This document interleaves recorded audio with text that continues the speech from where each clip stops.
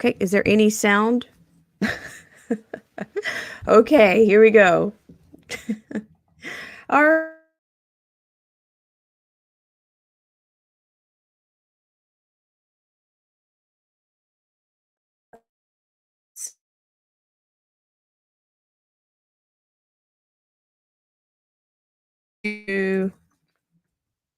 No sound. Ay, ay, ay. Okay. All right, guys. I appreciate your patience. Sorry about that. You never know. I think, sometimes you just have to hit the reset button. But thank you guys so much for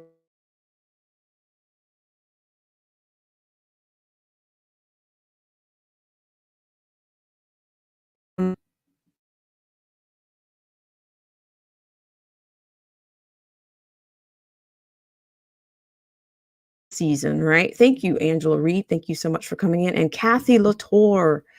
Thank you so much for coming in. And Kathy Latour, I have a mess. I have to get back to you on one of your messages. So no, I did not forget. But I'm going to go ahead and get started in this wonky. Oh, so you've got no sound. No sound? Here, let's try this. Let's give this a whirl.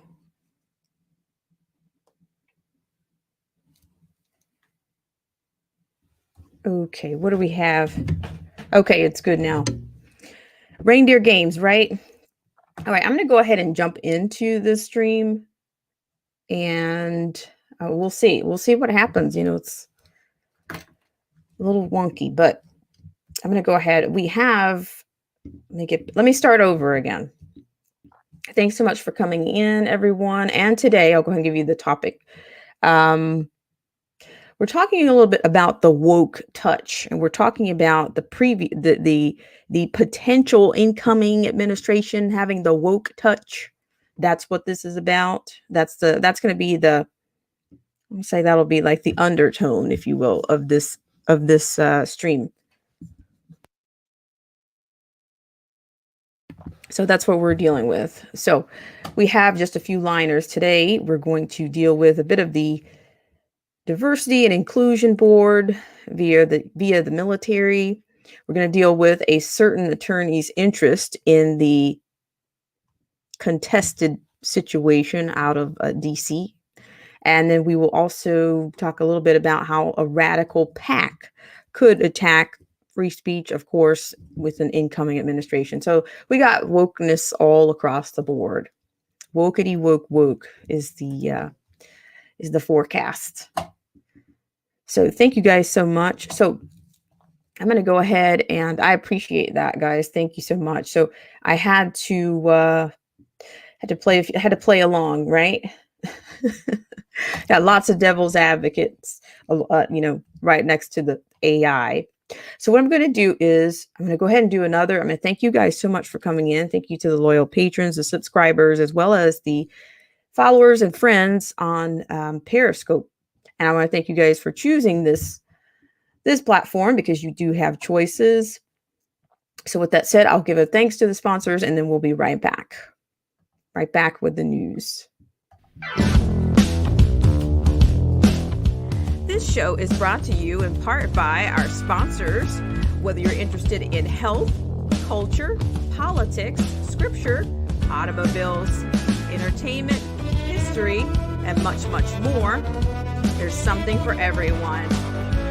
So please check out Derek C. Williams, Killer Whale Channels, The Definition of Anarchy, Joseph Francis Burton, Chrysler Imperial H, Little Miss Goth, AZ Infidel, Cold War Jesus, Anthony Scioli, and Let the Truth Be Told. We'll be right back to the news right after this.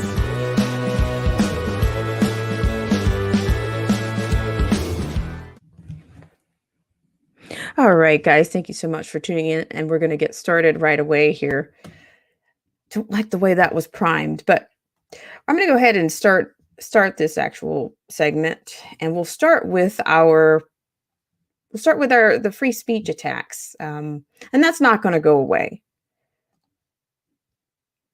So we'll start there. Hope you guys are doing well out there. So we will get started here in just 1 second. Thank you so much for tuning in. So actually I'm going to do it right now, and I'm going to share this link with you guys on the actual community tab. So this is coming from our friends over at the CFFS, that's Citizens for Free Speech, and of course our friends Bob and Patrick and Mary that visited us earlier this year. We kind of went over some bare bones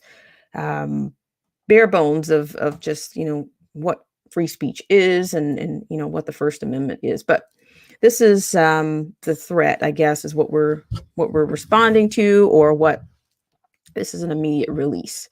So according to this, and I will put this link in the stream for you guys, the views of conservative Christians in the United States should be silenced, according to a fringe group of agnostic and atheist Democrat activists who have attracted the support of numerous elected congressional Democrats. The Secular Democrats of America, PAC, has publicly targeted Catholics and evangelical Protestants for censorship and has sent a 28-page document to the Biden-Harris transition team demanding their First Amendment rights be revoked. The organization believes that pro-life, pro-traditional marriage, and pro-nuclear family views of those on the, quote, religious right, end quote, are dangerous obstacles in their fight for social justice, and as such, should be suppressed for the good of the people. Citizens for Free Speech, CFFS, and it's actually a 501c3 organization dedicated to the defense of the First Amendment, and has condemned the organization's blatant assault on Christians and other religious observers' rights to free speech and the free exercise of religion. Quote, the existence of this organization, which appears to have an agenda of wiping out any religious or political ideology that runs contrary to their own views, is dangerous enough, end quote, said CFFS founder and President Patrick Wood. Quote, but to have elected members of Congress participate in it while trying to persuade an incoming presidential administration to approve such blatantly unconstitutional acts, that is preposterous, end quote. So what do they want Biden to do? That question was asked and answered by investigative journalist and author Leo Holman, who first reported on the PAC's document submission. Quote, well, for starters, they want to clamp down on the First Amendment rights of anyone on the religious right by way of social media. What they want is completely kick people off of the major social media sites if they share their religious convictions. Quote, I've already documented where this is being discussed in the federal fusion centers, particularly in California. They are targeting the three major alternative social media websites, which are Parler, MeWe, and Gab. They are very afraid of these sites rising up as a viable alternative to Facebook, Twitter, and YouTube, end quote. In this effort, of course, the Secular Democrats of America have the full support of celebrities in the worlds of entertainment, music, and sports. Speaking exclusively to CFFS, Holman identified Democratic Congressman Jamie Raskin and Jared Huffman as the primary authors of the document, and said their assault on Christianity and its potential role in guiding decisions made by elected officials has a clearly defined goal. Quote, this is really just a new turn on the same old communist principles, end quote, he explained. Quote, communists love to make lists. They're very good and very efficient at naming their enemies, making lists, and going after them. That's what this document is all about, end quote. Author and filmmaker Trevor Loudon agreed. Quote, Jamie Raskin has long connections to the Democratic Socialists of America. He's written for their publication, and he's what I call a, quote, small c communist, end quote, meaning he's not actually a member of the Communist Party, but he's a sympathizer and a collaborator with a neo-communist organization, end quote. And among those on the, quote, small communist, end quote, enemies list, quote, they're not going after all Christians per se. Holman told CFFS, quote, they're very precise when they name the enemy in this document, which is, quote, the religious right, end quote. And you all have to do, and you all and you have to do to be named a part of the religious right is be opposed to abortion and events like Drag Queen Story Hour for toddlers at your local library. And if you're a member of the religious right, guess what that makes you? A white nationalist, even if you're Black, end quote. A portion of the PAC's submission to Biden-Harris illustrates the point. Quote, we urge you not to underestimate the institutional strength of what we refer to interchangeability in this document as the Christian nationalist movement or the religious right. Its extreme and sectarian agenda is on constant display under the Trump-Pence administration. Its political ideology is anti-democratic and anti-scientific. It provides constant cover for white supremacy, end quote.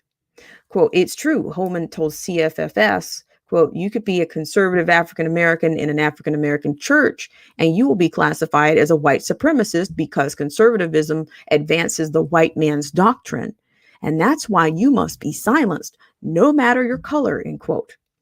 Added Wood, quote, that is probably quite a revelation to the numerous African-American pastors and their congregations that support Christian biblical principles and their own constitutional right to share them, to be told to either silence their faith or be complicit in white supremacy. It's unimaginable, end quote. In addition to its enemies list, Homan notes that the Secular Democrats of America publishes on its website a list of its allies, as well as atheist and humanist elected officials who support its agenda of wiping all vestiges of Christianity from public life, from the federal level all the way down to the state and local levels. Quote, the left understands they have to get on top of Christianity, end quote. Loudon confirms, quote, they have to suppress it or pervert it into their own direction, end quote. This is precisely the reasons organizations like CFFS were created, end quote, Wood declared. We are not a political organization, but we are defenders of the Constitution and the rights conferred upon all citizens, most particularly those enumerated in the First Amendment. We will defend them with vigor, end quote. So what I'm going to do is I will get you guys over to, hi, thanks so much for coming in. The Definition of Anarchy. How are you doing? Thanks so much for all that you do. You guys let me know if you can still hear me out there. I'm telling you, there's certainly shoring up the, shoring things up around here. But I thank you guys so much for your patience and for hanging in there today. Thank you so much. And thank you so much, Angela Reed, Kathy Latour, and the Definition of Anarchy. So I'm going to move us on. Now, who knows? Maybe I probably said some sting words here, some buzzwords that triggered the AI. I'm pretty sure, because I think there's some distractions have come out. The distractions I believe are about to start. One already started earlier today. There was a fire earlier today. So we'll see. I think we might be on the cusp of something significant here, whether you want to call it political, whatever. I think something's about to go down, and, take my tin hat off and warm it up for you, but that's okay. That's what I like to do. All right. So we're going to move on to our next story. Now, the next story we're going to deal with the wokey woke, and even they're anticipating the Biden touch. So we're going to get on with that to the next story. Thank you guys so much for tuning in. And if you haven't had an opportunity to feed the AI and help us with subversion around here, you will have an opportunity to do it before the end of this stream, just any time, by either clicking the like button, unlike button, share button, or just making sure you're still subscribed to the channel. Thank you so much for all that you do, guys. And so here we are. We have right before you, dying with their pink boots on. Military goes full, quote, woke, end quote. Now, this is written by Selwyn Duke. And just before we get into this liner, I will give you a word from our friends at the JBS. This segment of our show is brought to you by our good friends at the John Birch Society. Less government, more responsibility, and with God's help, a better world. The JBS is a constitutional and educational organization that's been around for over 60 years, dedicated to upholding and defending the Constitution and working to preserve our freedoms and liberties in this country. The JBS does not endorse any political party or candidates. Rather, it focuses on the education, training, and development of the American voters.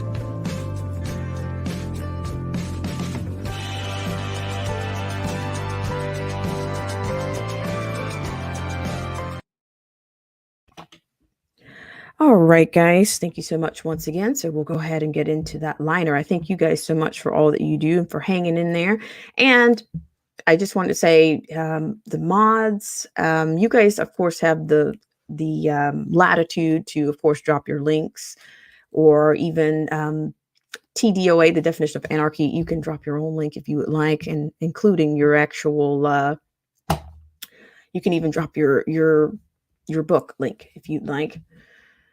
Anytime. And I have the best stripes on the best stripes on the platform. So anything that doesn't read well, you know what to do.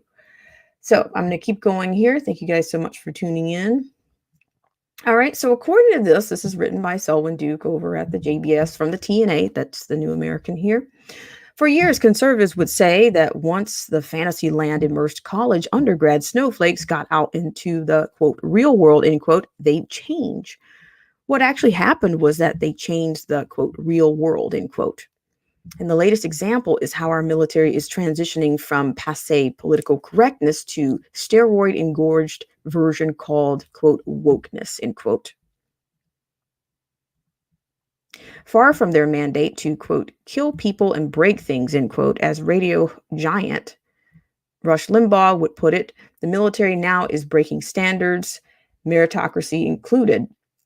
Reporting on this Monday evening, Fox News host Tucker Carlson began by mentioning that President-elect Joe Biden was boasting about how there, quote, are more people of color in our cabinet, end quote, and, quote, more women, end quote, than ever. Quote, Biden isn't even bothering to try to convince you that he's choosing the most competent people for key jobs, end quote, laments Carlson. Quote, instead, he's telling you what they look like, end quote.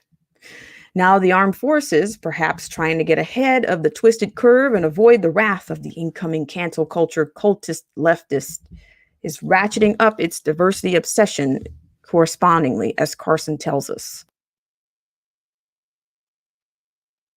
The military, we have all been told since childhood, doesn't care about what you look like, what your parents did, or where you're from. They care about your performance.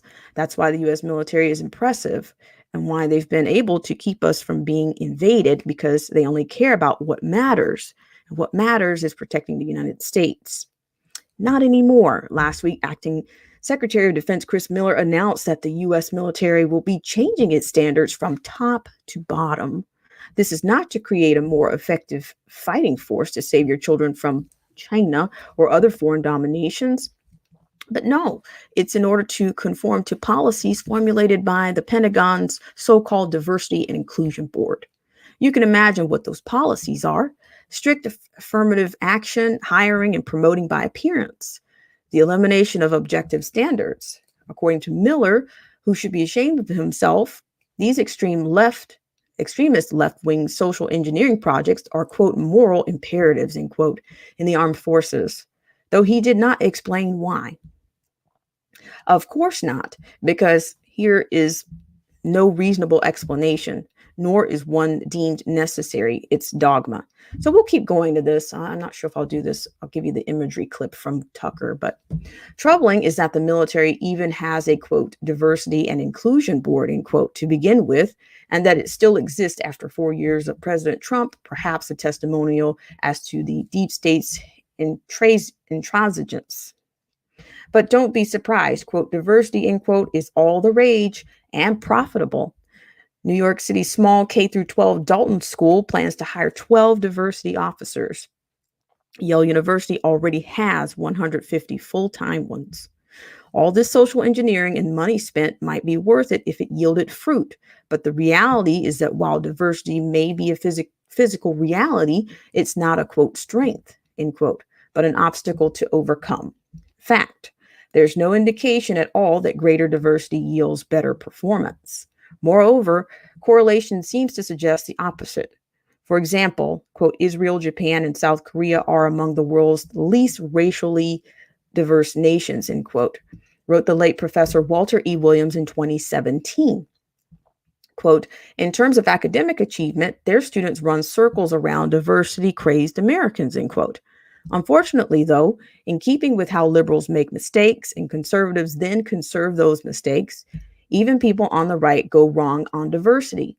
Just consider how Carlson's guest, ex-Marine and Fox News contributor Joey Jones stated during his interview that, quote, we probably don't have enough African-American generals and leaders of service, end quote. Question, how many are, quote, enough? As to this, approximately 80% of NBA players are Black, despite the demographic being only 13% of our population. So do we have, quote, enough, in quote, whites, Hispanics, and Asians in pro basketball? Women constitute 0% of the NFL, NHL, and MLB players. Is that, quote, enough, in quote? And Jews have won approximately 22% of the world's Nobel Peace Prizes, despite being less than 2% of its population. Do other groups have, quote, enough, in quote, Nobel Prizes? The answer is, if you believe in meritocracy, as we all should and must, it is just that, meritocracy, along with groups' varying interest, that determines what's enough. As soon as you say under a meritocratic system that there's not enough of a given group in a given field, it means you're using something else as a yardstick to determine, quote, appropriate, in quote, numbers. What would this be? It ends up being the ideologically colored judgment of whatever social engineers happen to be in power. And they're not nearly as just as meritocracy. When a politically disfavored group is disproportionately numerically dominant in an area, such as men in STEM, it is assumed a result of discrimination that requires government intervention as remedy. But it's a different story when a politically favored group has such numerical dominance or when its underrepresentation benefits it. Examples are, respectively, Blacks in the NBA and women constituting only 8% of its workplace deaths. Then the disparity is chalked up to innate differences, or more likely it is just ignored. Another example is how when Blacks and Hispanics are suspended and expelled from school at rates greater than their student body percentages would suggest, it's considered a great and intolerable trespass. But that boys are thus punished at far greater rates than girls goes unnoticed. So here's another group disparity often going unmentioned, one causing our obsession with group disparities. Leftists are grossly overrepresented in academia, media, government, and entertainment. And I have a strong suspicion that in this case, it has nothing to do with meritocracy. Thank you guys so much for tuning in. Got a little bit wordy there. Hope you guys are doing well out there. And if you haven't had an opportunity to hit the like button or unlike button, you will have an opportunity to do so. I thank you guys so much for tuning in. Hello to Daddy Days from Germany. Hope you're doing well in Germany. And hello again to the Definition of Anarchy, Kathy Latour, and Angela Reed. I thank you guys so much for hanging in there with all the technical wonkiness today. I appreciate it very much.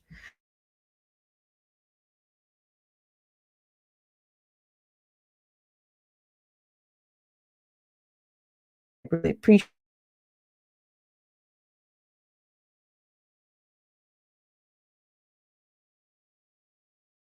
it's much more it's a bit provocative, and we tend to deal with the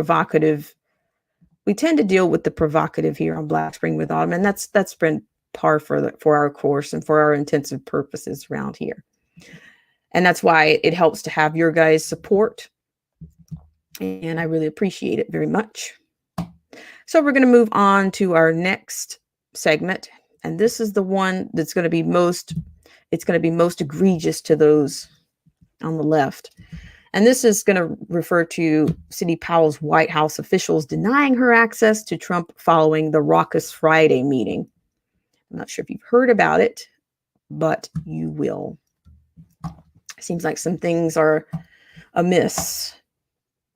So we're going to get into that liner. Thank you guys once again for tuning in. All right, according to this, Sidney Powell says the White House officials denying her access to Trump following Friday's meeting.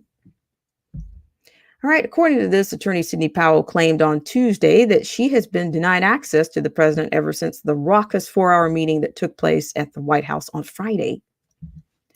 Quote, I haven't met or spoken with the president since Friday night. The president knows this election was, but he is not getting the support he, quote, the Constitution and the Republic deserve. His own people are misleading and undermining him while protecting their own careers and agendas. The details of that meeting are based on spurious third-party information provided to by, you guessed it, New York Times, which got major parts of the story wrong. The writers Maggie Haberman and Zolan Kano-Young relied entirely on, quote, two people briefed on the discussion, end quote, and on, quote, people briefed on what took place, end quote. That sounds pretty reliable, right? These sources were, quote, people familiar with the discussion who were granted anonymity because they were not authorized to describe the conversation, end quote. In other words, the Times writers were relying on sources who weren't at the meeting, who didn't attend the meeting, who weren't part of the meeting, but were only, quote, briefed, end quote, on the meeting by someone after it took place. This was all that was needed for the Times to create another anti-Trump screed that attempted to damage the presidency and his advisors, especially and particularly Sidney Powell.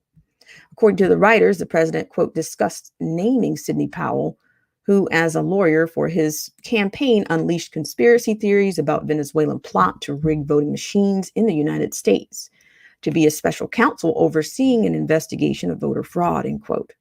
This was based on information gleaned from, quote, two people briefed on the discussion, end quote. The Times writers, again, based on hearsay only, said the meeting involved shouting and concluding that, quote, Ms. Powell's ideas were shot down by every other Trump advisor present, all of whom pointed out that she had yet to back up her claims with proof. The White House counsel, Pat A. Cipollone, and the White House chief of staff, Mark Meadows, repeatedly and aggressively pushed back on the ideas being proposed, which went beyond the special counsel idea those briefed on the meeting said. The writers were done with Powell. Quote, Mr. Trump, egged on by supporters like Ms. Powell, has never conceded and holed up inside the White House. He continues to assert that he actually won. Even though the baseless claims by Ms. Powell and others have made widespread fraud have been thoroughly debunked, and even many of Mr. Trump's closest allies have dismissed as a preposterous tale of an international conspiracy to rig the vote. How is it then that these sleuths from the Times missed the fact that also in attendance was Patrick Bryan, a former Overstock CEO and sleuth in his own right? He tweeted on Sunday, quote, I was in the room when it happened. The raised voices included my own. I can promise you President Trump is being terribly served by his advisors. They want him to lose, and they're lying to him. He is surrounded by mendacious mediocrities. Powell said those officials surrounding and protecting the president are keeping her from talking to the president. Quote, I have been blocked by the White House counsel, Cipollone, and others from seeing or speaking to the president since I raised the public formal findings issue and even more evidence of foreign interference from Iran, China in the election, end quote. In an interview on Newsmax, Trump's attorney, Rudy Giuliani, buried Powell. Quote, let me say definitively, Sidney Powell is not part of our legal team. She hasn't been for 5 weeks. She is not a special counsel for the president. She does not speak for the president, nor does she speak for the administration. She speaks for herself, and she's a fine woman, a fine lawyer. But whatever she is talking about, it's her own opinions. I'm not responsible for them. The president isn't, nor is anybody else on our legal team. So, hello. Thank you guys so much for tuning in. So there you're getting you're getting some, it looks like behind the scenes or behind the curtain interactions there. And I've said this before, that I think that Trump has been pretty much, in my mind, MIA. He's been out of sight until this recent omnibus bill and the funding. So I imagine that quite a few things are going on, but of course it's done very covert. And we'll see what happens. I mean, this year is coming to a close, and I think we're full speed ahead on whatever's to come. So we'll see. This is a developing story, and I think it's covertly developing, or even can I say? Do I use the word? There seems to be a lot of clandestine style meetings that go on in Washington, and this is no. Am I surprised? No, but I'm just saying. Just because you don't have the visuals to go with with the media, or the sensationalization of whatever the narrative is, doesn't mean that things are not happening in the background. So it looks like, hi guys, it's Paralysis by Analysis. How are you? And we have Joseph Francis Burton. I'm going to read your guys' comments really quickly here. It says,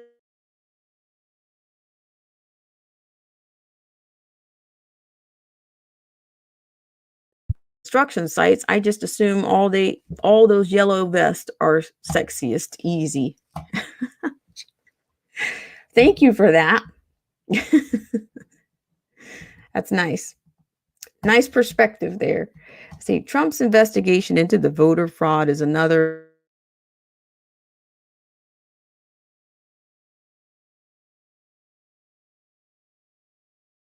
justify opposition to the agenda. Very observant, very interesting, from Paralysis by Analysis. So, it's all been very exhausting. I have to say, I just think that we're all ready for unfortunately the train doesn't really stop. I'm not even sure it pit stops. We just kind of, we're so inundated with distractions, and I mean, it's hard to call anything. I read a comment of somebody from Bill O'Reilly's podcast, in which somebody says, "Oh, I really appreciate him for being for him to be neutral, and I guess he has to pick a side in order to remain credible." And I'm just thinking, oh my gosh, what's Kratos? What's credibility these days? It's a safety net. If you're playing to both sides, you're playing it safe, then to me, then you're still not. That's more of a safety net. It's not courageous. It's not credibility. I think you're still playing both sides. Just not, and maybe you pick the wrong guy and you're just trying to you're trying to shift before, in a shilly market. I've seen that everywhere, but I'm certainly, I'm not certainly convinced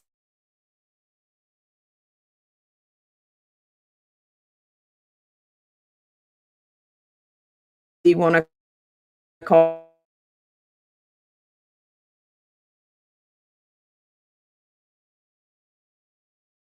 survive right about now, wherever they wind up. They're not sure.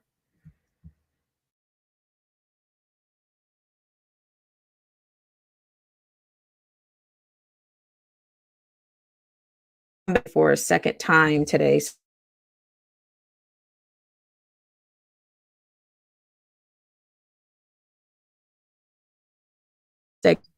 A black.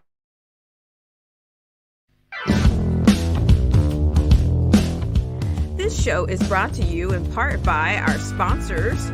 Whether you're interested in health, culture, politics, scripture, automobiles, entertainment, history, and much, much more, there's something for everyone.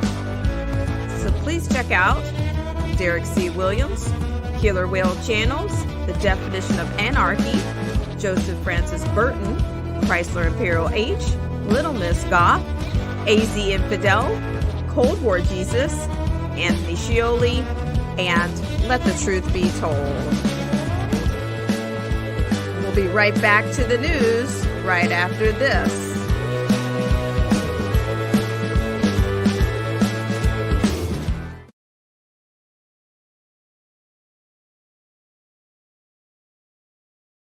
Of Black Spring,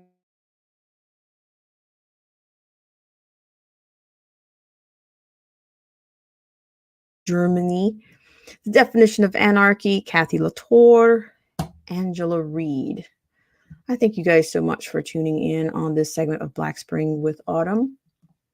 And I do want to give one more update, I guess, on dissemination of the platform. So this particular stream will be available on podcast platforms, Anchor, Spotify, Pocket Cast, and I think that's about it. There's like three to four.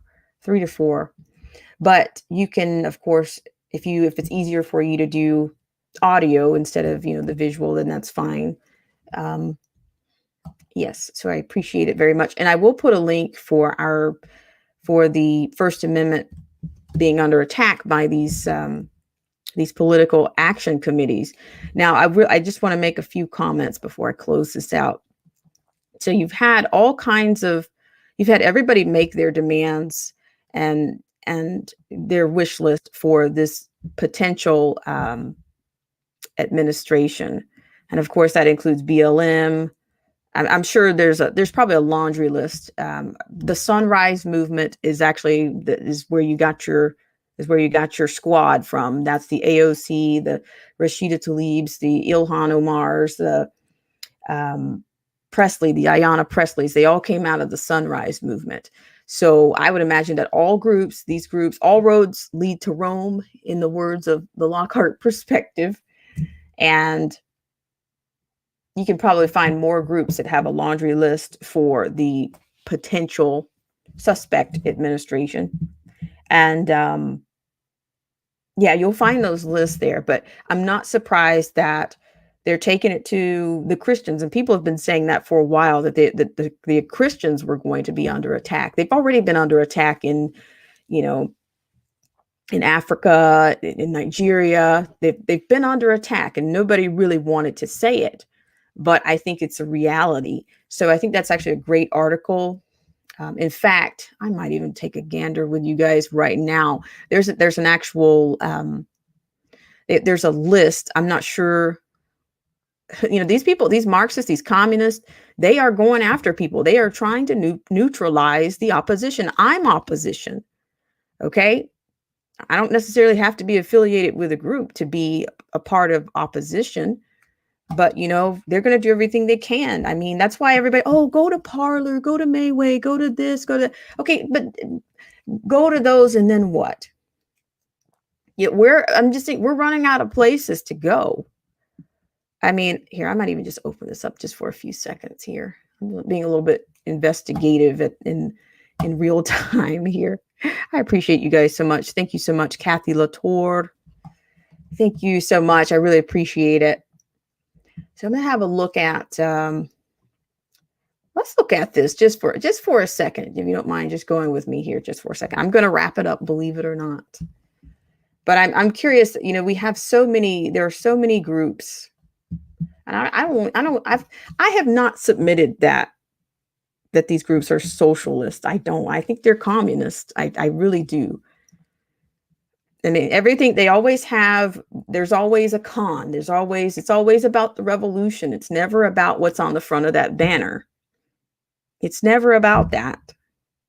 And I don't know why people they cannot get it. They just cannot get it. So what we're looking at right now, we're looking at this site, Secular Democrats of America. Democrat document services demanding that the Biden clamp down on conservative Christians, remove them from public office, and re-educate Trump voters. Holy yikes. A group backed by congressional Democrats touting a, quote, secular America, end quote, has sent a 28-page document to the Biden transition team advising him to strip First Amendment rights from Christians who advocate traditional biblical positions on the sanctity of life, marriage, education, and the nuclear family. So we got that. So I'm going to put this link in here for you guys, just for your leisure, or just for Joseph Francis Burton, for your bathtub reading. There you go. So there's your link there. If you guys want to dig in, I really appreciate you guys, because I think, hi, Taryn Herring. Thank you so much for coming in. And thank you guys so much for taking care with the AI. Feed that AI. Give them something to chew on. Let's see. And you are so welcome. I appreciate you guys and all of your support. It makes a huge difference. So Joseph Francis Burton says, oh, those are the guys from the God delusion secular atheists from 10 years ago. Wow. Then they're well established, right? All right. So look at this. Okay. So you've got your representatives. Okay, the document presented by Reps Jamie Raskin, Democrat from Maryland, and Jared Huffman, Democrat of California, and endorsed Rep Jerry McNerney, a Democrat of California, states that the incoming administration must, quote, educate the American public, end quote, particularly those identified as, quote, religious right, end quote, on the need to keep their, quote, religious dogma, end quote, to themselves. The document calls for a purge of social conservatives from all levels of government, labeling them as, quote, white nationalist and, quote, conspiracy theorist. Quote, they don't have a problem with churches. They have a problem with conservative churches that voted for DT, end quote. We're going to start using that. We're going to we'll have a whole we'll have a whole language here before you know it. And Brandon Howes, a conservative radio host who aired a program on the document Monday night, told LeoHeyman.com, quote, and some of the people promoting this are members of the leftist neo-evangelical community, end quote. He said vengeful Democrats are making enemy lists and have their sights set on the traditional Catholic community as well as conservative evangelical Protestant community, two groups that voted for DT in droves. Quote, as long as you're teaching a leftist progressive socialist religiosity, you'll be just fine. But if you preach anything that is wrapped around a Judeo-Christian value system, they're coming after you, end quote, House said. Quote, they're telling Biden or the big guy, don't use the term Judeo-Christian. They don't like that term, end quote. So yes, this will be, you'll have a great experience, I'm sure, going through this. And actually right here, maybe I'm spoiling. I'm the spoiler alert. The document calls on the big guy to make the following changes. Eliminating government support for all crisis pregnancy centers and all abstinence-only education programs in schools. Deny free speech and religious liberty to select Americans based on their religious beliefs. Incentivize states to strip parents of all non-medical exemptions to mandatory mocktails for children in schools or daycare centers. Remove, quote, in God we trust, end quote, from U.S. currency. Repeal the Religious Freedom Restoration Act, RFRA. Rescind and replace the DOJ's federal protections for religious liberty. Appoint an attorney general who will support governors whose emergency CV-19 executive orders restrict gatherings at houses of worship. Reverse the DT administration policies that have allowed faith-based government-funded contractors to provide adoption and foster care services and work with Congress to pass the Every Child Deserves a Family Act. Fully and robustly fund, quote, comprehensive, end quote, sex education, which to the leftists means encouraging elementary and middle school age children to declare themselves one of dozens of made-up non-biological gender identities and learn how to engage in various deviant forms of sex. Work with governors to educate and combat Project Blitz and encourage the introduction of Do No Harm Act at the state level. Project Blitz is a pro-family lobbying group described by the secular Democrats as, quote, a coordinated effort by Christian nationalists to inject religion into public education, attack reproductive health care, and undermine the LGBTQ equality using a distorted definition of religious freedom, end quote. The document tells the big guy, quote, we urge you to avoid invoking the phrase, quote, Judeo-Christian values, as it has been weaponized by the religious right to advance an agenda that has the veneer of inclusivity, but actually undermines religious freedom, intolerance, and does not represent does not represent tens of millions of Americans implicitly excluded from its formulation, end quote. Is that a long enough list for you? You busy enough yet? Okay, so we have, you're welcome once again, Taryn Herring. Thank you so much for coming in. And Joseph Francis Burton, thank you for all your support and everything you do around here. And JT Waterman says, Merry Christmas at Black Spring with Autumn, and everyone in the chat. Thank you so much for coming in, JT Waterman. Merry Christmas to you, and we appreciate you for being here. All right. And Joseph Francis Burton says, secular atheism was all the rage on YouTube 10 years ago. Huh. You're bringing us up to date. I think I put that link in the stream for you guys for your edification, or just, you might be looking for something to read. So I'll just put that in the stream for you.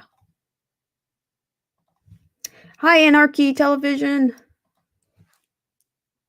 I had to deal with a few reindeer games, coming in here, and it's like, now I'm all, it's got to get my composure together after that. But yes, let's see. What do we have? A comment here. JT Waterman says, oh, they want people to worship or hold worship in basements and sneak around to do so, like in the commercials back in the 1980s. I remember when they aired them.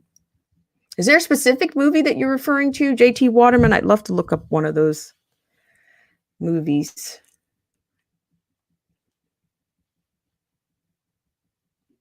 I think I missed out. I missed some of that. Some of the best things from the 80s. And let's see. We have from Joseph Francis Burton, except for the gender identity stuff, none of this is new. Secular atheists have been trying to do all of these things since the 80s in the days of Madeline Murray O'Hare. Thank you for sharing that. I really appreciate it.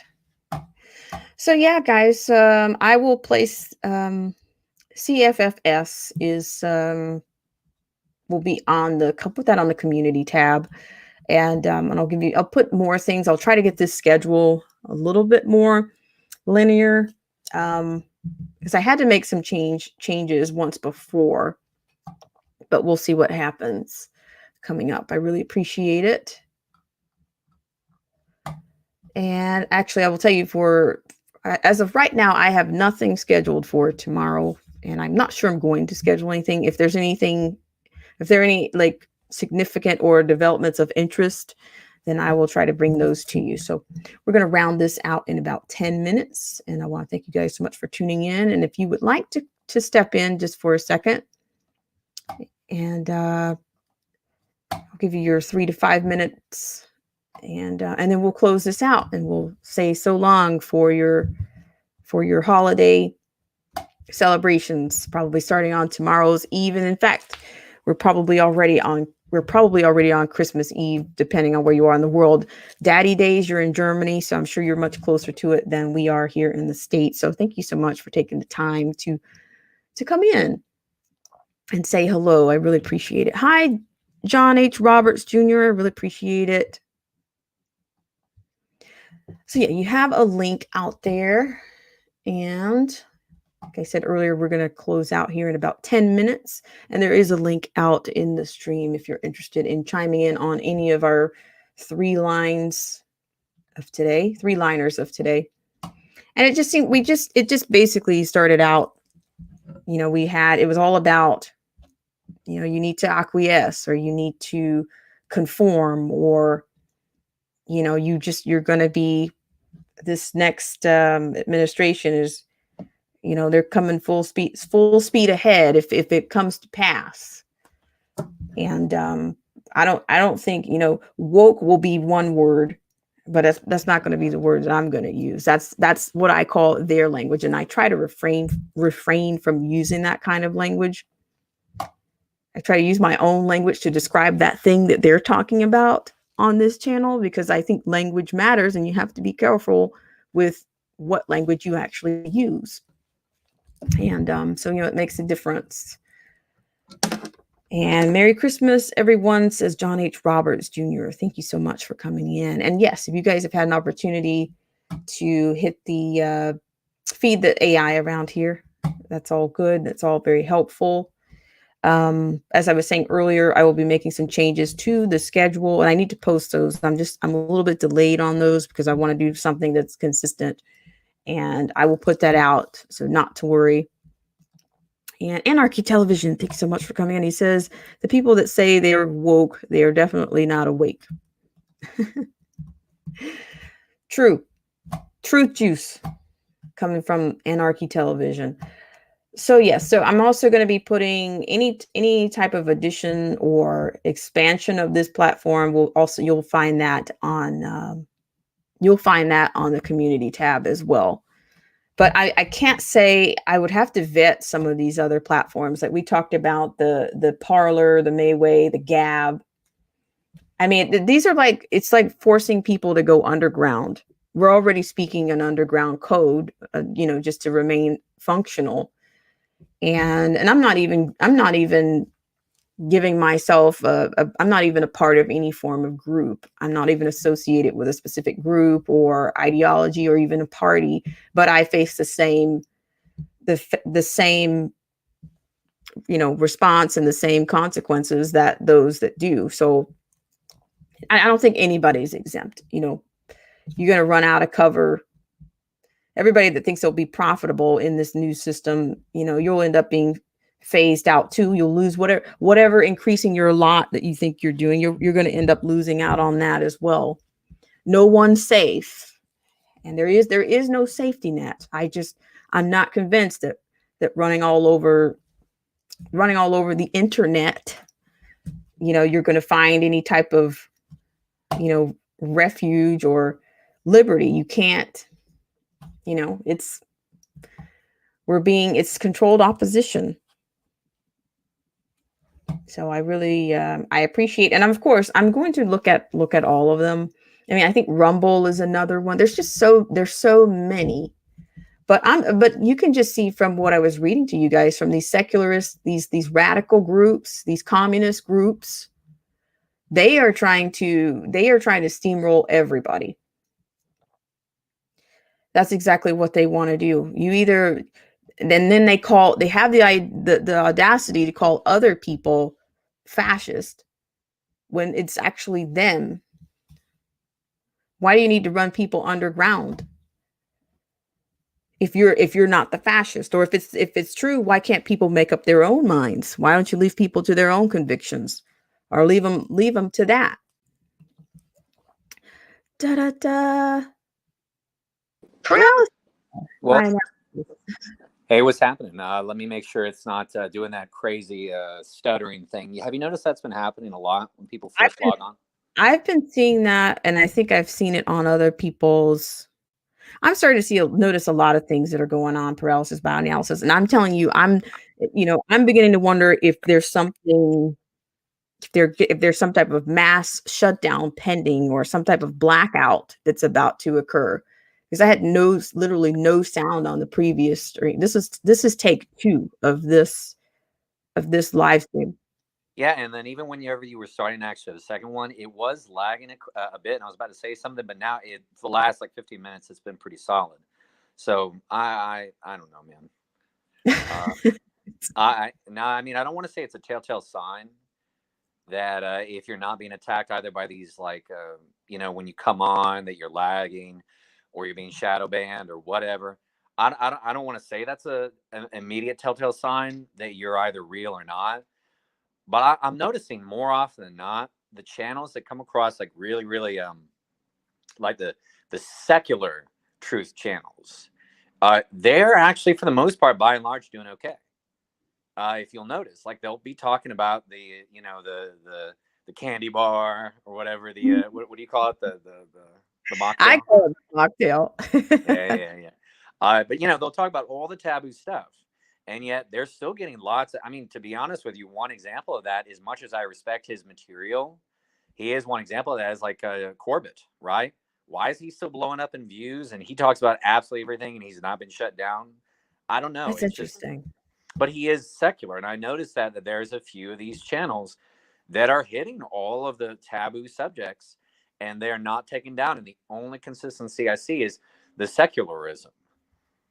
Another example of a dude who was very controversial, but I think he was obviously a disinfo agent on many, many levels, and definitely pushing this whole secularism, talking about the Bible as just mythological, like, oh, it's good advice, right? It's just one of the one of the many paths towards righteousness, which of course is the lie of the devil. And that guy is, of course, Jordan Peterson, right?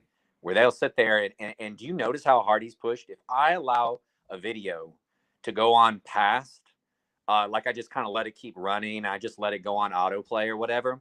Oh, I Yeah. guarantee you either the next video or the second to next video, oh, it'll be Jordan Peterson or it'll be Joe Rogan or it'll be one of those guys. And I'm like, oh my God, I don't listen to these people. Why are you pushing this on me? Yeah. I can't it's interesting that and I don't really, I mean, I've heard of is it the Corbett report? Right. I Is it, mean, okay. they do good stuff. He does good stuff. Yeah, he does, and I think you're right. I think maybe the things are framed. I mean, I've been doing what I've been doing for long enough, but not. I haven't been around like those guys, but I can see that I think when I started getting traction, I just started having starting to have more issues. Um, and I was beginning to think, well, is my equipment really bum, or it's I can't figure it out, and I don't know if I'm trying to figure it out. I just don't want to run from platform to platform, and because I think you start. I don't know. I don't know. It's yeah, uploading, maintaining any platform is work, and not only is it work, but to be consistent in doing that. And that's what I find. I find the challenge for some of the people that are on multiple platforms. If I go to their second or their secondary platform, I find that it's not that even the user experience is not friendly at all. Like, oh my gosh, I don't want to do this as a viewer, as a subscriber on this person's channel. So why do I want to give that experience to people? You know what I mean? I don't know if I'm making any sense. No, you're making perfect sense. Actually, one of the best examples, and for a long time, I mean, at least since 2014, I've been very skeptical of this guy, and now definitely lately, it's everything's been confirmed. But one of the guys that was a great example of this, whether you agree with him or not, he's a great example of you can't run away because there's just nowhere to where to go. Is old Alex Jones, right? Right, Whether you like him right. or not, he was a great example of that. That as soon as he was kicked off of YouTube, his views just turned to nothing, and especially at first, his channel was just unwatchable because it was lagging, shutting down all the time, and it still does that from time to time. Whenever I'll check in, which I haven't regularly watched him in so long, but he's a perfect example of that. That he had all the power in the world, and he had a gajillion views, and he had a gajillion followers, and all they had to do was take him off of YouTube, and it just kicked all the wind out of him, took all the wind out of his sails, and he just never really recovered. Well, and I can see that. I will tell you, like I'm not like a huge. I mean, I've listened to Alex Jones and his perspectives, and then at times that it's excruciating. It can be tough. But at the same time, I think when I've tried, if you on a good day, if you're not getting a pixelated, he's totally pixelated, or just it's just, and that's a way of shutting him down. But I don't know. I mean, it's just nobody.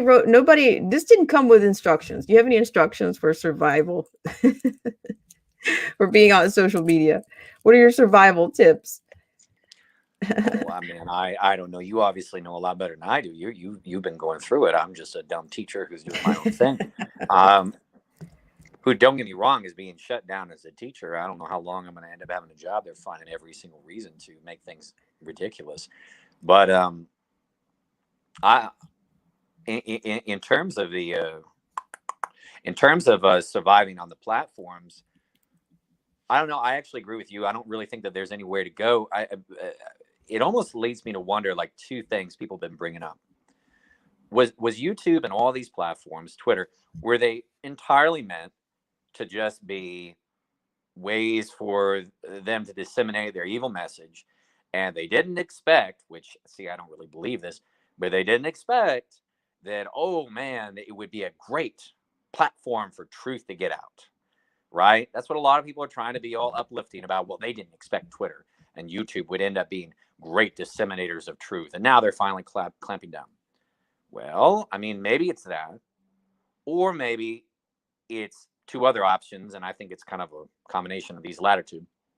Or it was a way to get the resistance, or whoever the truth movement is, whatever you want to call them, to get them comfortable, to get them well known, to get their names in a nice little hat so that they know who to shut down and all the people who affiliate, they know how to put them in a certain group.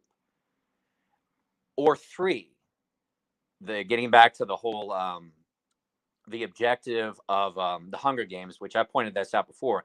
I'm not a fan of the series. I think it's like it was written by a fourth grader. It's like really lame, but the message in it was obviously meant to be pre-programming. And the message in it that was important was whenever the main guy, the guy in charge, said one of the most important things for keeping people down is hope. Is give them a little bit of hope, just a little bit, and that will pacify them. If they have no hope, then you're guaranteed to have a resistance eventually. You're guaranteed to have it, because then they got nothing to lose. They're just like, whatever. I'm tired of just oppression. What am I going to do? Am I just going to sit there and be a slave? Eventually, somebody's going to rise up. But if you give them a little bit of hope that there's a little bit of a light at the end of the tunnel, or there's a legitimate way to go through the system and be able to accomplish things through the system. In this case, the system would have been YouTube or Twitter, to get the truth out through the system, that it'll actually like pacify them, dumb them down, castrate them. And then once they have that hope, then you take that hope away. That's an ungodly amount of discouragement. Same with Trump. This is the last thing I'll say about this, and then I'll stop. And I was saying this earlier. Trump was the perfect example of this. He was meant to, in my opinion, I got no way to prove this, but I think it's brilliant if this is what they intended to do, is to, one, pacify the patriots. If Hillary had gotten in, look how strong the patriot movement was going. If Hillary had gotten in, there were plenty of platforms still going. There was no censorship happening yet. Man, if Hillary had gotten in, no matter what she did, she would have been slammed with an enormous amount of resistance that would have been palpable, that would have had some footing. I mean, remember back then, right there around 2016, whatever happened on social media was heard. Not anymore. And they You're allowed right. the social media censorship to die. And why? Oh, well, Trump's in charge. It's okay. It's okay. They allowed a lot of gun laws, like the red flag gun laws in Florida, happen, but they allowed it to happen. Why? Well, Trump's in charge. They allowed a lot of military action to continue on, like the attacks in Syria and keeping our troops in Afghanistan and so on and so forth. But it's okay. Trump will get them out of there eventually. He says he will, but he never did. And so on with the, I'll cut the taxes, but I'm not going to cut spending. Oh, well, that's okay. He'll cut spending eventually. Did he ever cut spending? Nope. Bubble continued on, and then on and on and on with the examples like the face mask and now the jab and so on. They have lulled them in to pacification, and now I think a lot of patriots are realizing they were duped, and instead of them rising up against Biden and all these people because they were given that hope, and now it's taken away, I think now they're crushed more than they ever would have been under a Hillary presidency. That's my opinion. Wow, that's incredibly that's more than insightful. But what I want to do is I wanted you to one of the something that you I'm gleaning from something that you mentioned. You talked about to getting, maybe it was about getting people into groups and like to me, like, yeah, captivating, a certain section of the populace or a kind of a cattle call to get you in the hat, get your name in the pot, to know where you are, to identify you. Yeah, we've been tagged and tapped into, and see, I mean, it's a great point to your point that, Periscope is discontinuing on March 31st, 2021. So right now, if you hit that app, They give you this silly little, comfort. They give you your little message. We're grateful that you're going live together and being a part of the community. Move to Twitter to continue watching and broadcasting. That is going to shut me down. Even, I mean, come on. I mean, what do you think? If I'm being censored here via Periscope, then what do you think Twitter is going to do? That means that I'm on my way to shutdown, right? I'm on my way to the chamber, to the blackout chamber, is what I would. No, I agree. Like, they're trying to lead you off the cliff quietly. You know what I mean? Because if they shut you down, just, and this goes for everybody. I mean, this has happened obviously to everybody who's worth a crap. Is that if they were to just shut them down outright, like they did, because they were testing the waters throughout the last few years, that they would just outright shut down people. And in some cases, people would complain for a bit, and then they would just die down. But a lot of the times, it would create enough of a kerfuffle to where you've been using that word before, and I like that word, so I'm going to steal it. They end up like raising Cain enough to where it was a problem. And so I think they realized, okay, no, we need to go about it the slow kill, just like the jabs, maybe the slow kill, right? Yeah. There's a high probability that. I just noticed as soon as I said jab that the stutter came back. Is jab now censored? Oh no. I don't know. That's very observant. I'm telling you, you're on to something. I mean. No, you are stuttering again. Maybe that is now a censored word. Oh no, are you kidding me? Yeah, you see, it's so much. It's bizarre. It's not bizarre. It's I don't know. It's the AI that's that we're under. So the thing is the thing they're saying on Periscope, Periscope will remain available as a read-only archive of public broadcasts. And I'm just, all of these people are sleeping in the same. They're all connected. They're a part of the same group. I mean, I would imagine that Google and Twitter are related, and Twitter, we're all dominated by the same people. And I don't think Congress is going to do a thing about it. They give you the political theater. What is it? The Jim Jordans and the Devin Nunes's and these people, Josh Hawley's, they get on there and scream and yell, and Ted Cruz, and it's just, as you've said, the left-right paradigm. It was just like Rand Paul came on, right? And this is the kind of false opposition you get that they sneak in beautifully. Rand Paul came on, was a few days ago. And a lot of people were like, "Oh man, did you hear? He was totally given straight facts about the masks. That was excellent. How he went on there and said that they're a sign of submission, and that they don't end up they don't stop the the problem, right? The C whatever, that they don't stop it, and not only that, they cause problems, right? They're preaching everything we've been saying, and then really sneakily, this is what he pushed in, and nobody was mentioning this. I was just like, guys, did you not catch that? And he sat there and was just like, he was just like, oh yeah, masks don't work. He's like, that's the reason why. To paraphrase him, he's like, that's the reason why, the mocktail, that'll work, but the mask don't work. The mocktail work, but the mask don't work. And I went, whoa. Did anybody catch that? See, I need to get that whole clip, because I think I caught something that was probably not. I didn't get to all of that with what I saw. So that's the only thing everybody talked about on that Breitbart clip and that whole speech was how he was. And hey, he did a great job. He railed against the mask. Good job, Rand Paul.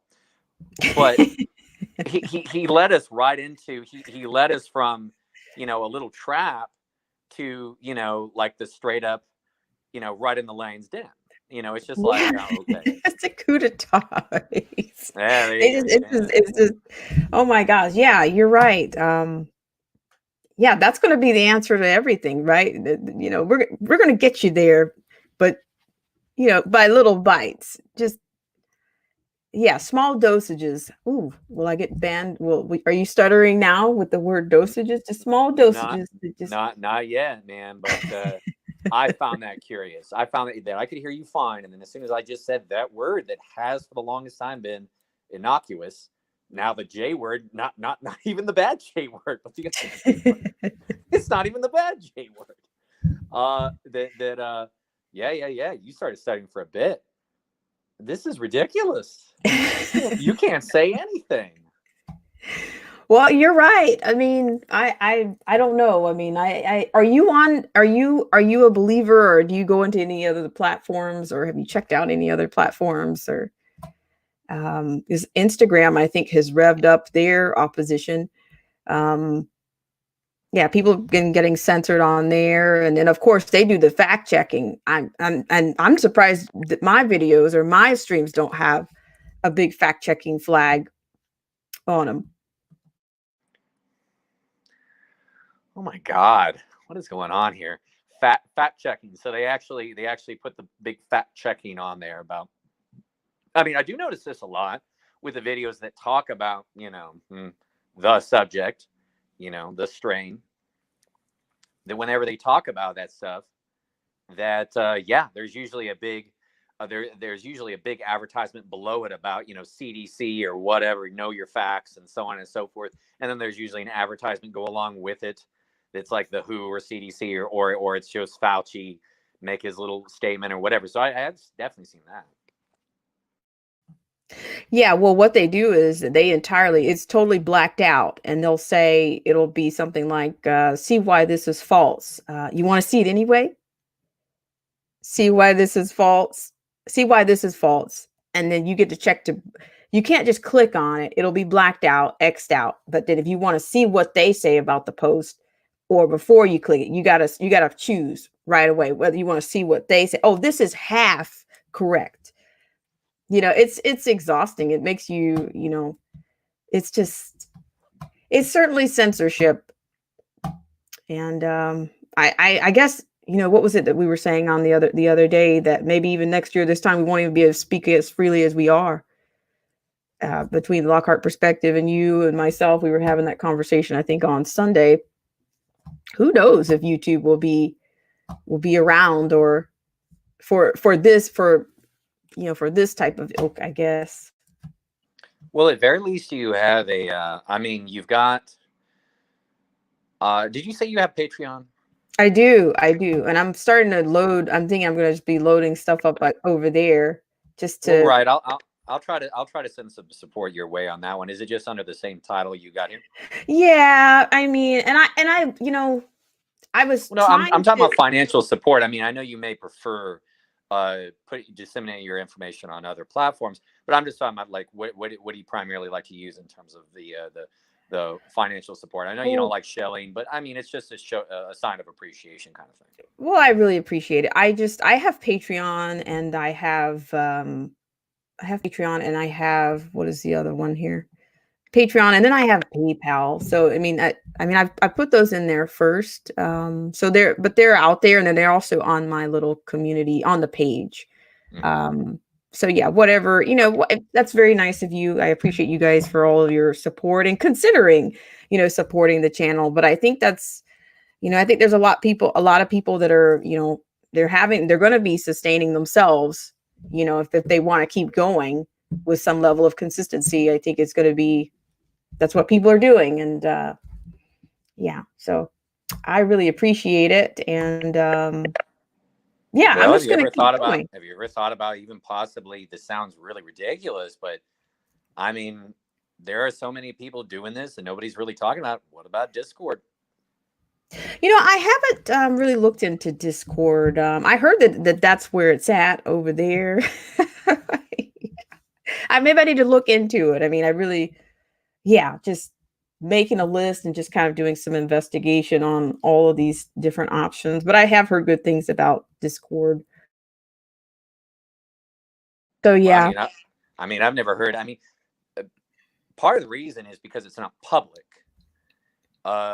You know what I mean? And so that is the problem: is how do you bring in new people Well, okay. I mean, I guess as long as YouTube stays around, you can use this platform as the public platform to try to get in people. Mhm. But, Discord seems to be the way to go in terms of, because there's the audio that goes with it, and you can also do video. And I mean, if you could try to do it in such a way to where the whoever comes in there is, at least courteous enough to shut up and allow you to say your thing, and then of course if they want to jump in, fine. But I mean, I guess that's about the only problem I can think of is, you'd have to have some solid mods to, if you're wanting to kind of do a semi informal show on that kind of setting, that you'd have Mhm. to have mods that were solid and would like keep everybody muted and shut up until the discussion happens. I don't know. I don't know how that would work. Yeah, well, I mean, what I could do is I could just do the opposite of what they're doing. I just some people just kind of gradually get people to go over to from say, oh, well, I can do a lot more on Patreon or I can do more here. So consider coming over, to this channel from here. This being like the brain network or the brain channel and just and get everybody to round everybody up. And, if you can come over, um, great. I mean, yeah, but I'm gonna stick here until they try to keep the lights on here until they shut them down or whatever. But I will have, you'll have some other place that you can find me, and we'll see what happens. But and I don't mean to complain about it. It's not anything that's unique to me. It's just that it's becoming. I'm seeing some of these larger platforms that once they build their base, even they are going to have some challenges getting everyone to join them on the new platform. I mean, do you listen to David Knight or any? I mean, he got canned, I think, by Yeah, AJ. actually, I checked out. I've definitely listened to David Knight. I like David Knight, and he was one of the very first people who was speaking out against Trump, who was speaking out about against all this stuff. And I always looked at David Knight as the canary in the coal mine at Infowars. And I was just like, that's surprising he hadn't gotten rid of Knight yet. I mean, I guess that says something for Alex, but there you go. That's the canary in the coal mine. And actually, even though Knight has signed, like all of them, this non-disclosure agreement or whatever they're called, right? Um, Mhm. Even though he signed it, he still came out and said, no, this is a lie, what Alex is saying about the reasons why. He said first he's trying to make it about my health, that I'm too ill. He goes, which actually I find to be kind of a slam or whatever. And he goes, then he's trying to make it out that, oh, it's financial reasons. And Knight's like, yeah, that's not true. He goes, I work with a massively skeleton crew that also works on Alex's show as well. And so he's like, well, that's not true. And he just kind of laid out all the points, and he's just like, yeah, it's not. I mean, he just, without very, very short of just saying, yeah, Alex is just a liar. That obviously the reason why he was taken off was political reasons. Now, he didn't quite come out and say that, but he insinuated. I mean, he's a gentleman. He's not going to straight up call out Alex as, you're a liar, you're this, that, and the other. But he insinuated it greatly, and he provided plenty of evidence that suggests that everything that Alex said were the reasons. He's like, well, that none of those make sense. So it's obviously none of the points that Alex has brought up as to why Knight was fired. And so I mean, I'll definitely try to support him. I've been following him for years. He definitely comes across as the real deal. Well, it's interesting that you say that because he came right on I think on his regular scheduled time, I think this past couple of days, last few days on Periscope. And I think he's trying to build up his own platform, trying to recover from that. And just, he was, I mean, I appreciate his candor. I think there's a lot. I think there's likability there for sure. I really like what he does. And I think he just gets straight to the point and he's able to cover a lot um, during his show. So, but yeah, so everybody's dealing with it. And so we'll just keep hanging in there. And like I said, I'm not sure if yeah, we'll see. I'll keep you guys up to date and informed on, where I'm going. But like I said, I'll just keep coming around here. And if I have to do take 2 or take 3, you guys keep hanging in there. I mean, it gets frustrating, but it is what it is. So, yeah. I know. Well, I mean, you're giving out very good information. You're doing it very, very well. Just stick with it. And I don't know. I mean, we got to, in every single way, we've got to go down fighting. I will emphasize that when I say fighting, I don't mean that we're going to try to pick a fight as far as a civil war. Now, I mean, when it comes to defending, like we got to defend our homes or we got to defend ourselves or whatever. Okay, fine. And then if it's got to come down to physical fight in that regard, then so be it. But I do think a lot of people need to be careful. The Boogaloo Boys talking about constantly about trying to start up a civil war fighting. If that's what they wanted, that's what they're going to get. I said it before. They've got weapons that literally will send out crowd control weapons that will literally send out a frequency and make you poop your pants and throw up, and then you will not be able to sit there and even aim your weapon. You will look ridiculous. And this is not conspiracy theory; it's true. There's no way you have a 0% chance. Now, look, I mean, like I said, if it's a defense thing where they're coming in, and yeah, go down fighting it. At very least, just purely, purely just to put out a message, right? Don't give up your soul. That is interesting. The old Franklin quote. To kind of paraphrase, I'm not going to say it exactly, but anybody who would give up their liberty in order to obtain safety neither deserves liberty nor safety. I find that very interesting that Benjamin Franklin said that, who is a Mason and maybe even a Luciferian. They love mocking us, man. They love mocking us. They know the truth. They know it.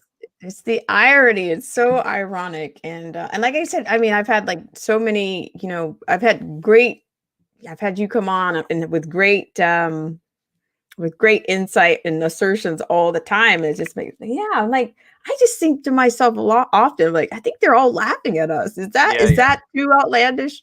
Is that ridiculous? Is that paranoia? Is that conspiracy? Or, I mean, as all in on this note, one of my favorite old adages is just remember, in terms of paranoia, just remember, just because you're paranoid doesn't mean they're not after you. So is that yours? That's not mine, man. But I just thought it was funny because it's like, I mean, yeah, it's sarcastic, but it is also, I don't know, it's partially true. I mean, actually, seriously, Andy. I know I talk too much. I talk like like a crazy lady or something. But no way. I know. I say the biggest thing is it's not so much how we question stuff, and I have to be careful of this very often. It's not so much how you question stuff, or the points you bring up, or excuse me, it's not what you question. It's how you question it. Because the vast majority of the time, like an example would be something like flat Earth. To be honest with you, there's a lot of points in flat Earth that are fascinating. Like I'm actually quite interested. I'm like, that's kind of interesting. The problem is these guys are obnoxious. They come on and they're just screaming and yelling in the chat room about it, and you're just like, oh my God, shut up. And that happens in all of these different truth little genres, where they'll be saying a lot of good things, but they'll sound like angry, crazy people, and they'll discredit the point. And I don't get me wrong, being passionate about your point is important. I think that's sad that, especially with men, that the moment a man gets passionate, that he's considered to be angry and volatile and hostile and dangerous. I think that's unfortunate. I like to be able to show my fighting spirit, but I very much have to be careful with it. We're in this world where they programmed us to just pretend like we're all psychiatrists. That, oh my God, he's showing aggression. Look at that. He's a manic, manic depressive, or bipolar, or he's schizo, or whatever. We just all become a bunch of snobby little psychiatrists, and you're just like, whatever happened to being passionate about something? But unfortunately, that's the world we're in. So sorry, I'm sorry, but that's the way it is. We got to be careful with how we present. And I say that to you, obviously not accusing you. You present yours in an incredibly calm and methodical manner. And I think you present an excellent example of the way it should be, the information should be given out. So anyway, I'll let you go. You keep being awesome. All right. Well, I appreciate that so much. Thank you so much for coming on, and thank you for closing us out. Um, and so I'm going to thank you guys once again, everybody in the chat room. And thanks so much, Paralysis by Analysis. Always, this is trailblazing, thought provoking. Love that. Love that energy. And the conviction there it's fantastic. Not enough of that. So I want to just thank everybody so much for coming in and for being patient and having the tolerance to deal with whatever is happening out there, AI or whatever the opposition is. But I'm just going to thank you guys and give word of thanks to the sponsors. And then I'm going to get us out of here and say so long and have a great Christmas. And we'll stick with the trailblazing. So thank you, Paralysis by Analysis. Thank you, We Must Fight. I'm not sure. You seem to be new around here. Not that I've missed anyone, but thank you so much for coming in. Anarchy Television, thank you so much. I really appreciate it. He said the Voice of God Technology and JT Waterman, thank you so much. And Old Head Deuce says PBA, Paralysis by Analysis, is potent. Well said, Old Head Deuce. And who else do we have in earlier? Thanks so much for the Lockhart perspective for coming in on the first take of this stream. And who else do we have? John H. Roberts, thank you so much. I really appreciate you for being over there and supporting from Periscope as much as you can, as long as you can. And Joseph Francis Burton, thank you so much for all that you do and your support. Thank you. And what else do I have? Taryn Herring, thank you so much for coming in. I really appreciate it. And Daddy Days, thanks so much for coming in from Germany on your Christmas Eve already. You guys are well into it. The Definition of Anarchy, thank you so much for coming in and for your support. And check out his book. It's on Amazon. Seeds of Dark Matter Disease. Check out the book. Angela Reed, thank you so much for coming in. And Kathy Latour, thank you so much. You guys are all gems. And you guys keep the energy, keep things going here. Keep the courage going here. All right, guys. Time with Tiffy. Thank you so much for coming in. I really appreciate it. And for those of you that are just coming in, you can find this episode later today on actually Spotify, Pocket Cast, and Anchor as of right now. So I think that's where we are right now in terms of just audio. And I'm going to be getting more segments and episodes onto those platforms. So we're going to hang in there. So I thank you guys so much once again. And here is a word of thanks to our fantastic sponsors. This show is brought to you in part by our sponsors. Whether you're interested in health, culture, politics, scripture, automobiles, entertainment, history, and much, much more, there's something for everyone. So please check out Derek C. Williams, Killer Whale Channels, The Definition of Anarchy, Joseph Francis Burton, Chrysler Imperial H, Little Miss Goth, AZ Infidel, Cold War Jesus, Anthony Scioli, and Let the Truth Be Told. We'll be right back to the news right after this.